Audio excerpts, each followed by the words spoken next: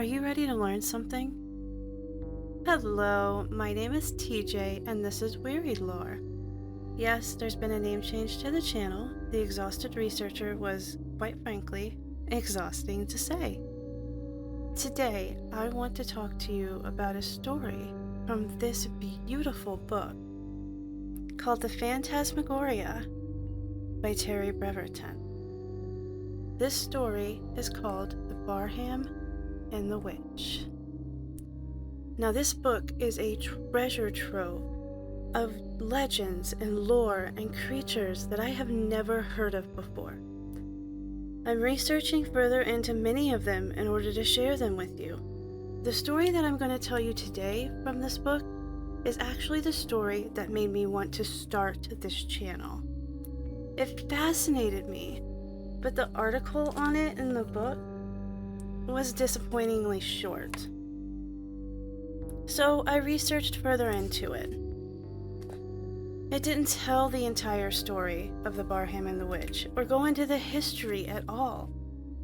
Before I can explain the connection between the Barham and the Witch to you, I feel that I need to give you a little history lesson. One about the Barham, and one about the Witch, so you can understand them more fully. Let's get into it. The HMS Barham was quite the ship. It was one of 5 Queen Elizabeth-class battleships built for the British Royal Navy during the early 1910s. The HMS Barham was completed in 1915 and often used as a flagship during the First World War as part of the Grand Fleet. The Barham could take quite a beating. Multiple times, the ship was damaged badly enough that any sane person would think she would sink, but she didn't. During the Battle of Jutland in 1916, she was hit 5 times. Then in 1939, during the Second World War, she was damaged by a German U-boat in the North Sea. But that wasn't all. Far from it. In 1940, she was badly damaged by a French battleship, and also by a French submarine. She was hit by shells by the first and torpedoed by the second. Yet, she still sailed.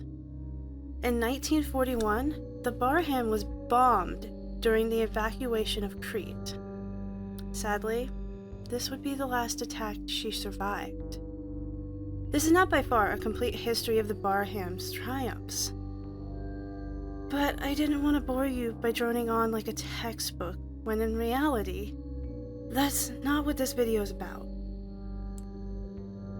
Later that same year, in November of 1941, after being torpedoed by the German submarine U-331 off the Egyptian coast, the Barham would sadly sink. This was an absolute tragedy, with the loss of around 860, or 2/3 of the crew. I can't give you an exact number of lives lost as there was conflicting reports in my research. However, it was between 860 and 862. This is a massive loss of life, and one that shouldn't be taken lightly. However, this tragedy was hidden. The Admiralty, side note, if you don't know what the Admiralty is, it was the governmental department that managed the naval affairs in Great Britain until 1964. The Admiralty did not announce the disaster as it did not want to affect the morale of their soldiers. No one was supposed to know, especially not civilians. Even the Germans didn't know that their submarine had sunk the Barham. Now this is where Helen Duncan comes in. Before I can talk about Helen Duncan's relationship with the Barham, let me tell you a little bit about Helen herself. Yep, another history lesson. Don't worry, this one's short. Helen was born in 1897 in Callander, Perthshire, Scotland. Even as a child, she alarmed her fellow pupils with her dire predictions and hysterical behavior. Her supposed psychic mediumship started very, very early in her life. In 1926, she began practicing seances. She claimed that she was able to permit the spirits of the dead to materialize. One of the ways she did this was by emitting ectoplasm from her mouth, as many mediums did in that time. She also had spirits materialize in the room with them, full-bodied apparitions. They just appeared while she did seances. History lesson over. Thank you for joining the class. Onwards to the connection between the Barham and the witch. Now that you know a little bit about Helen, let's circle back around to the HMS Barham. Like I said before, when the Barham sank, the Admiralty decided to hide it. They didn't announce it to the general public, of which Helen was part of.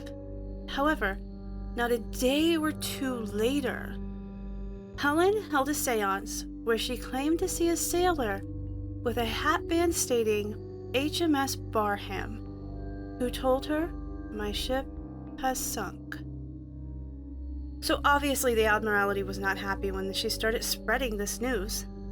They didn't want anyone not directly connected to the sinking to know about it. In short order, after being put under observation, Helen was arrested. She was originally arrested under the Vagrancy Act of 1824. However, this was considered too minor of a charge for the seriousness of the situation, and the charges didn't stick. So she was subsequently arrested under the Witchcraft Act of 1735. Keep in mind that is now 1944.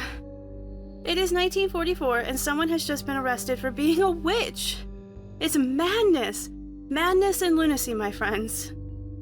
Even Winston Churchill, yes, that Winston Churchill, complained about the misuse of court resources on the obsolete tomfoolery of the charge.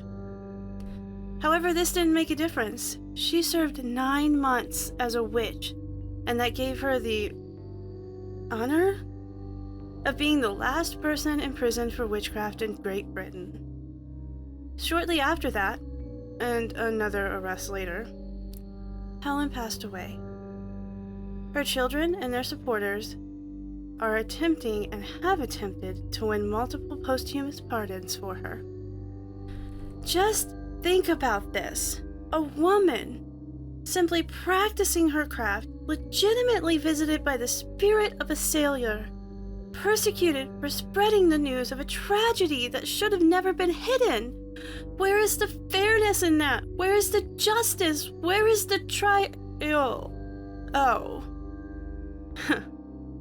Let's rewind a little bit.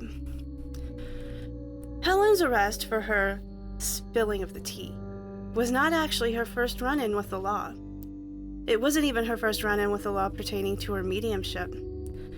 She had been investigated multiple times before this for being suspected of being fraudulent. However, in 1933, during a seance, the police were called after the spirit of a young girl called Peggy supposedly emerged. One of the guests of the seance grabbed this spirit, and when the lights were turned on, it was found that the spirit was made from a stockinette undervest. It wasn't a real spirit. The police were called, she was fined £10, and the undervest was used as evidence. It led to her being convicted of fraudulent mediumship.